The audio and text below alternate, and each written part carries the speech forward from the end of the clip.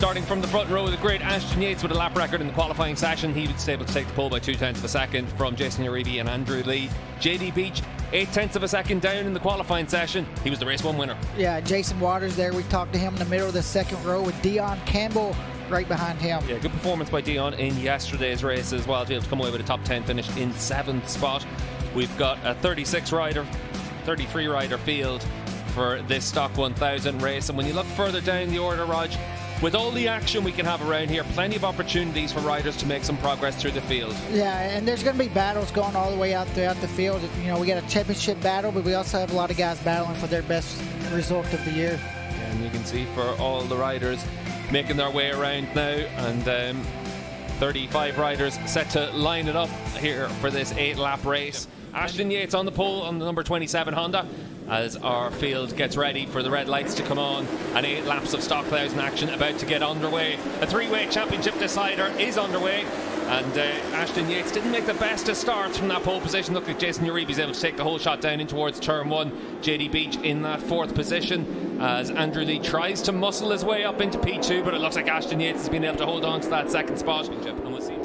And Jason's did a great job this first opening lap, putting his head down. You can tell he's already trying to break away from JD, not giving him that opportunity to take those shots like he did yesterday. And Andrew Lee now worked his way past Ashton down the back straightaway, but Ashton fights right back on the brakes. Yeah, 2.5 cushion over Rocco Landers after one lap. And that's just what he needs to do these first opening laps, is try to follow these guys as long as possible, get a nice little gap to 5th place, and then he can start slowing down a little bit, not take as many chances. We saw Ashton Yates with a lap record in the qualifying session. He's putting the pressure on JD Beach here through the S's. We'll see if he's able to get close enough to try and attack on his fellow Honda rider Ashton Yates in that section, and just come closer and closer to Uribe. A lot faster on the brakes into turn 11.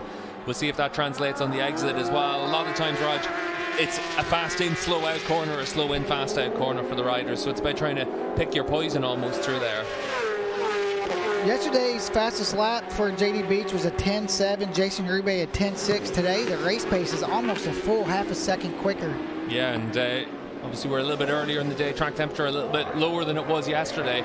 But as we've said already, conditions very tricky out there. And having that bit of extra knowledge of what happened yesterday allows the riders to push that little bit harder earlier in the race, and Uribe certainly pushing as hard as he can to try and open up a little bit of a margin. In the first sector, he pulled out a 1/10 of a second on JD Beach. In the second sector, he pulled out a few hundredths of a second as well. But on this lap, it's JD Beach that's the fastest rider in the group, and he pulls a 1/4 of a second on Yates behind him, and back a 1/10 of a second on our race leader, Jason Uribe. And Uribe's at that point of the race now where in yesterday's race we were able to see just how strong that JD Beach came in that second half. And in sector 2, with that slipstream, Beach able to pull back that time again, and they've now dropped Ashton Yates.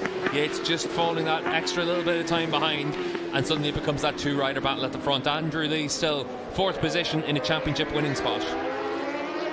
See now for JD Beach as we're moving towards that second half of the race, if he's able to put himself in a position to attack Uribe. For JD, this is a big lap for him. He's got it under a second. He also wants to keep the pressure on Jason too, in case he makes a mistake. Last lap, it was JD takes 3/10 out that last lap. 3 seconds behind Ashton Yates, 3 seconds in front of Rocco Landers, and that looks like it's the 77 of Davies that's gone down. Beach has pulled back a lot of time now in this final sector. A strong run through turn 15 and down in towards those last couple of corners as well, and Beach should have that gap under half a second. It's 3/10 of a second now for JD Beach, and he's still lapping in the 2:10s. No one else in the field in the 2:10s, and he's closing right up here on Jason Uribe. Pulls back a lot of time on the brakes into turn 1. Very much in position to attack. Does Beach try and make a move into turn 11 on this lap, or does he wait until the last lap? I think he's not close enough to really make a move.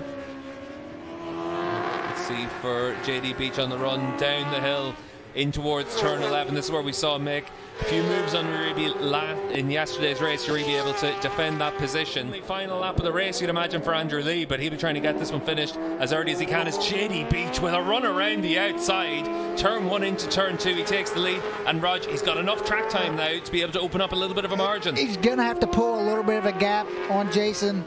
I think the BMW is really strong down the back straightaway. JD's a smart racer, you know that. He's got his head down, he's a little wide.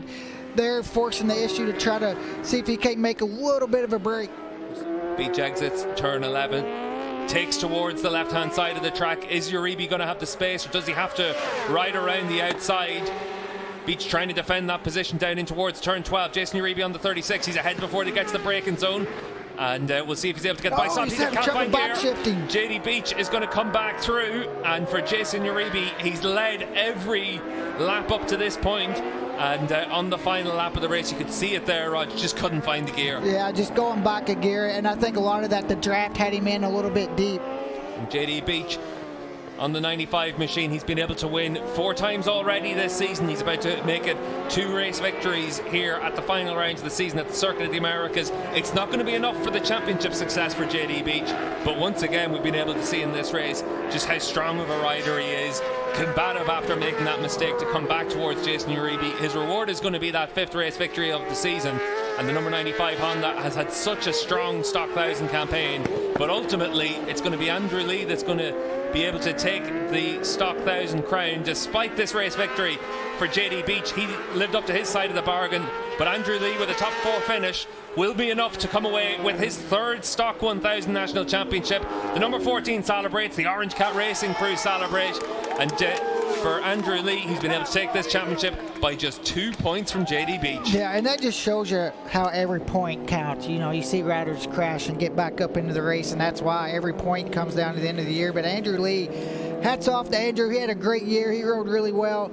And also, you got to give credit to the team. They had no issues on their side. Yeah, really impressive performance from the Orange Cat Racing squad to come back this year and be so strong. But JD Beach, our race winner here at the final race of the year in the Stock 1000 class, ahead of Jason Uribe and Ashton Yates. That 4th place finish, more than enough to wrap up the championship. He had 3.5 seconds in front of him to Ashton Yates, and he had a similar margin behind him to Rocco Lander. So a lonely race for Andrew, but did what he had to do, Rog. Yeah, ultimately, it just wasn't quite enough for him. 2 points back of Andrew Lee. Interestingly, JD would have won on a count back if they were level on points. So that 4th position, just enough for Andrew Lee.